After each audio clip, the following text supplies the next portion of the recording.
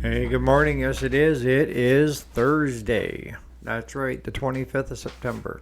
So, what are we talking about today? Well, I thought we'd go back over the first in, first out rule because I don't think I got into as much detail as what I should have. And then some of the things that we're doing. So, stay tuned.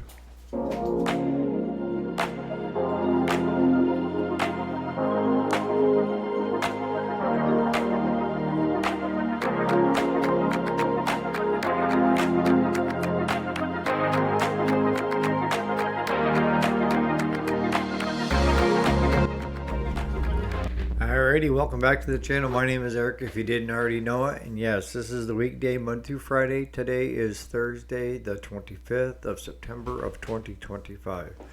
So, why are we revisiting the first in, first out rule? It's because your host doesn't explain himself as well as he should and assumes a lot.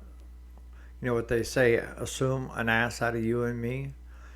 The first in, first out rule that we use is, all right, let's say Joe Schmo drops off a riding lawnmower and it's in here for a service. All right, so we bring it in and we do a service. We do a front to back while it's in here. Now, come to find out, Joe Schmo needs a deck belt and he's got some bearings going bad on one of the spindles. What do? Well, you stop on that machine there because you probably don't have the belt in stock or the bearings in stock. If you do, then you can keep going. But for most of us, we can't have a warehouse out back of our repair shop. So that entails writing down on an order sheet of what we need to be ordering. Now, you're not going to go out and order the belt and the bearings that minute. You're going to write it on a sheet, so at the end of the day, you're going to tally it up, right? So you can put in as big enough an order as you can.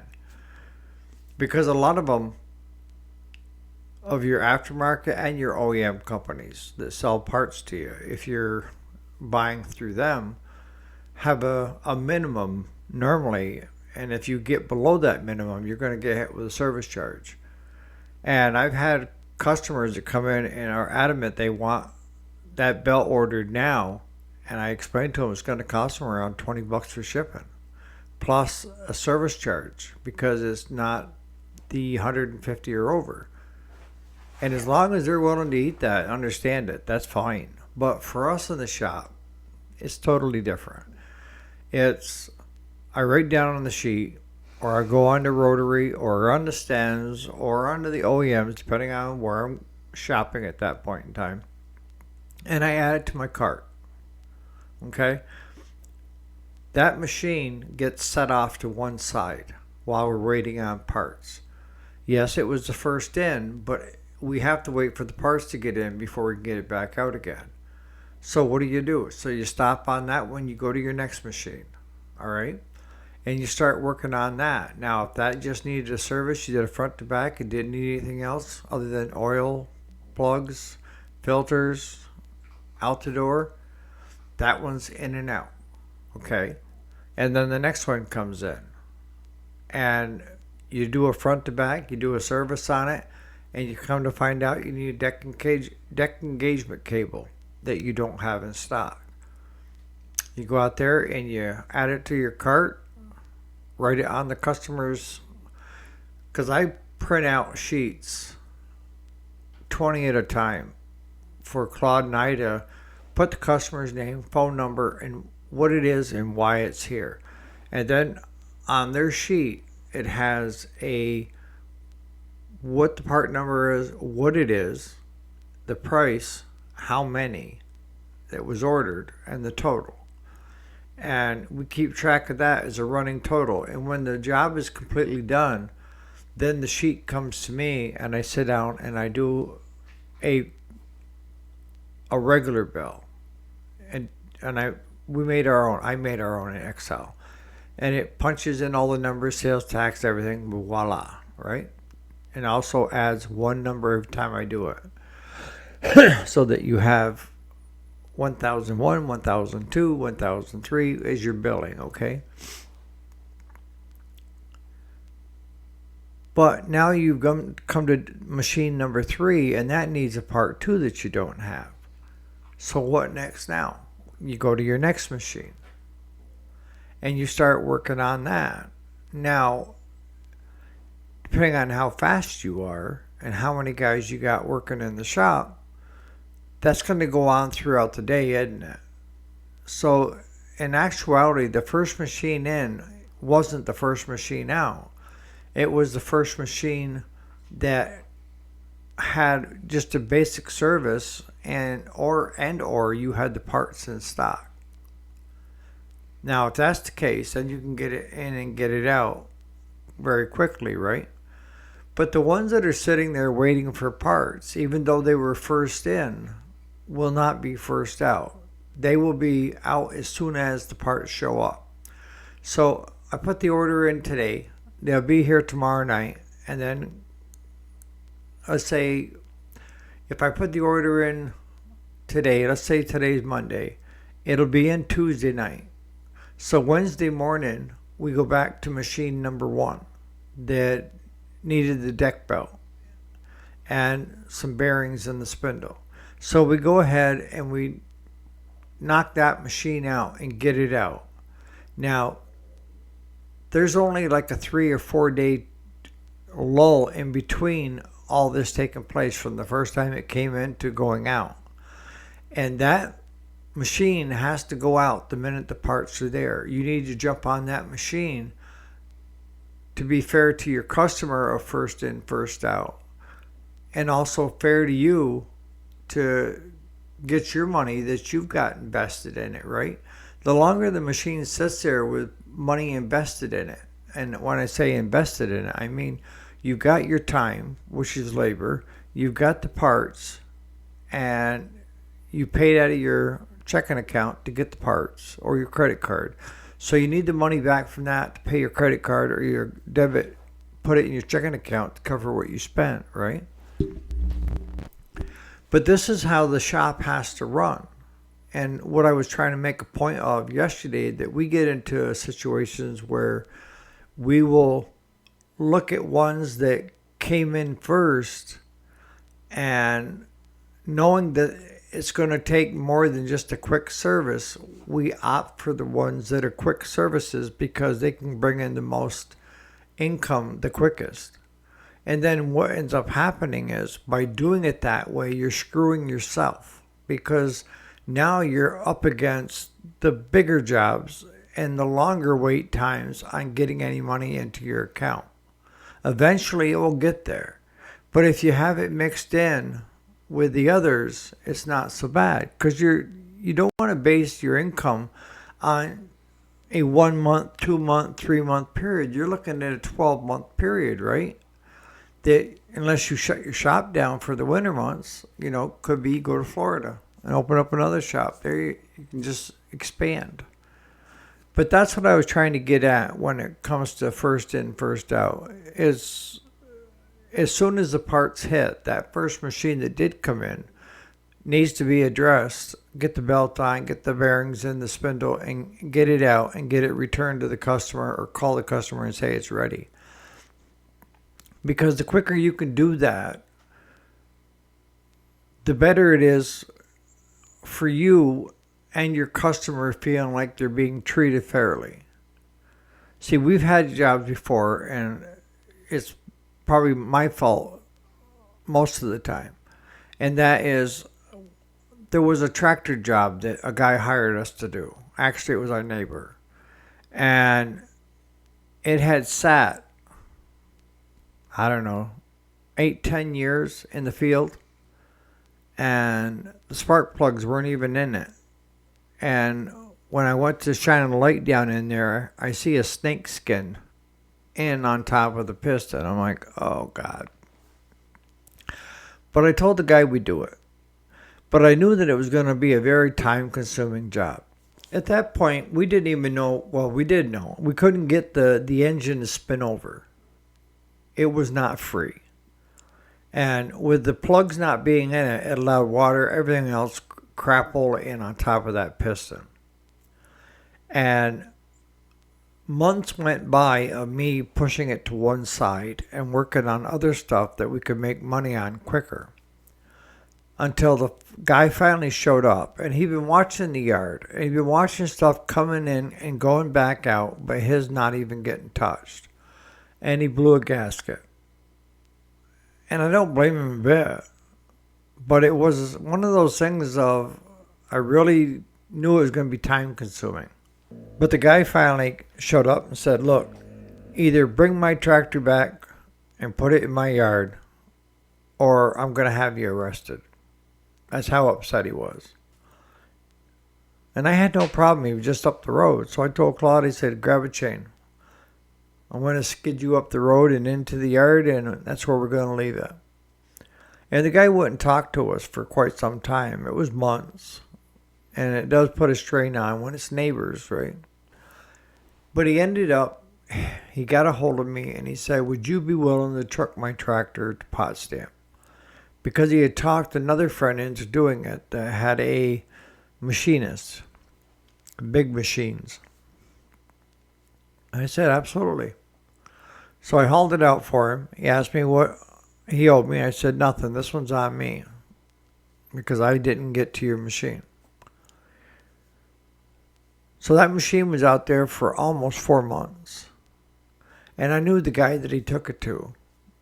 And the day that it was ready to come home, he asked if I'd be willing to go get it and bring it home. I said, yep, absolutely. I went out, and Ian is the guy that did the engine on it. He said, you wouldn't believe how much pressure it took to break those pistons free. And he had these great big machinist tools, that come down, and he was talking hundreds of thousands of pounds of trying to break those pistons free. And he ended up taking and having it re-sleeved and new pistons and everything because he couldn't salvage the old ones. But see, there's some jobs that I guess into trouble with that I should say no from the get-go. That's the hardest thing with me is saying no to people. I've learned to get better at it. On the jobs that I know that are going to kick our ass and we're going to lose money, I won't even entertain it anymore.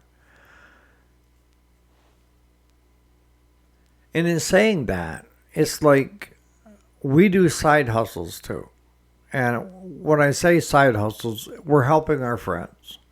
And like yesterday, we had a friend that had sold 2 beef cows, and they had to go roughly 50 miles away, and they had to be delivered during the day, and he couldn't find anybody to deliver them. So he got a hold of me, and because I have my own cattle trailer. So I told him, I said, yeah, I'll help you out. And we start at the shop. Claude does it around 7:30. I'm usually down there by 7. I used to be down there at 5, but I don't see any sense in it. So I went ahead and emptied out my truck, took the tonneau cover off, put the cattle trailer on. Come to find out that I have there are more looks than anything, roll bar in my truck. And this is the new truck. We hadn't really tried the cattle trailer with it. Well, if you tried to cut off very sharp, you were going to be right into these bars. So that took another half hour taking that off so that we could back the trailer up where we needed it to go. So we started at 7:30. I started at 7 unloading the truck, but let's call it 7:30. Getting the trailer hooked up, taking the roll bar off, going up, getting the 2 head loaded on my trailer, driving the 50 miles up there, them having a slowdown, so we were there for almost an hour, waiting to get unloaded. And by the time we got back, it was 10 to 12. 10 to 12. So 7:30 to 8:30 to 9:30 to 10:30 to 11:30. There's 4.5 hours labor that we could have had done at the shop at $55 an hour per person. Potential. let's just say 55 an hour for just Claude, because there's enough work there for just him, right? That I had to give up to try to help friends out. And I'm paying Claude, and he's with me, going up and dropping these cows off. If I had done it by myself and left Claude at the shop, it probably would have been better to do. But I'm still trying to get my wings underneath me on my driving and distance and memory and stuff, that it's nervous for me to go very far. But I guess what I'm trying to say is, when you approach a job, you really need to take a look at that job and say, is it going to make me money, going to cost me money, or am I just going to break even and it's not really worth my time? The not really worth my time is the break even or losing money, right? You got to make profit on most things that you do. And I guess what started bothering me yesterday was the guy that asked me to move his cows kind of acted like we have all this free time in the world anyways. We can just do what we want. And he didn't have time to leave work to take a half day's vacation to run them up himself. He could buy a cattle trailer. And there's a number of people around that do have cattle trailers during the day that are farmers that probably would have done it for him. But since we're friends and they kind of look at us as being kind of semi-retired, but we're not, it kind of rubbed me the wrong way. I was saying, well, wait a minute. It's kind of like my time is valuable too. And if I just lost $200 to $300 in labor for the day because I was trucking your two cows up because you wanted to get paid by your buyers for your cows, where is the sense in that? And I think I've already told you that my wife is now officially in a nursing home, and her SSDI is going to be going that direction with Medicaid. They take most of it anyways. So I'm downsizing. I have to downsize. I can't afford to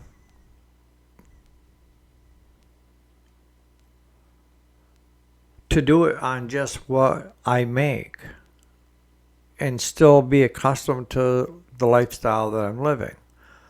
You know, am I guess in harm's way? No. But it's about time I started thinking of this for myself. You know, I don't need a 3-bedroom house for just me and the 2 German Shepherds, the 2 dogs. But I can't live in a small trailer like Claude does, because the dogs would have no place to run. They would chew the whole thing apart. So I was thinking about selling the property that I got here with 5 acres, and then taking the money from that and then building something new that was like a 30 by 40 and then a 2-car garage attached, or at least a breezeway in between it. Because I know that you have to have it fireproofed between the garage and the house.